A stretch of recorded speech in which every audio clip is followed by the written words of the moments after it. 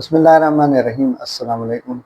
جیسا کہ آپ سب نے مولا علی علیہ السلام کا وہ قول جو کہ نہج البلاغہ میں موجود ہے، حضرت امام حسن اور امام حسین علیہ السلام کو آپ نے جو نصیحت فرمائی تھی، اور وہ ہم سب کے لیے ایک نصیحت ہے کہ ظالم کے مخالف اور مظلوم کے مددگار رہنا۔ تو اس موجود جو ظالم ہے وہ ہم نے ڈھونڈنا ہے، یعنی ظالم کون ہے؟ جو لفظ ظالم ہے ہم اس کو ڈھونڈنے کے لیے بہت دور نکل جاتے ہیں اکثر۔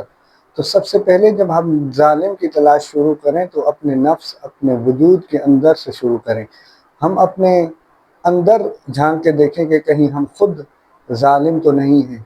اسی لیے اگر ہم خود اپنی ذات کا تجزیہ کریں اور ہم خود اپنی ذات کو دیکھیں، اگر ہم ظالم ہیں تو سب سے پہلے ہم اپنے خلاف قیام کریں اور اپنے اندر عدالت کو قائم کریں، اس کے بعد ہم بیرونی ظالموں کے مقابلے کے قابل بن سکتے ہیں۔ تو اسی لیے سب سے پہلے اپنی ذات کا تجزیہ کریں اور دیکھیں اگر ہم ظالم کی کیٹیگری میں آ رہے ہیں تو سب سے پہلے اپنے خلاف قیام کریں، اپنے نفس کا محاسبہ کریں، اس کے بعد جو ہے وہ دنیا میں ہم ظالم اور اس کا مقابلہ کرنے کے قابل بن سکتے ہیں۔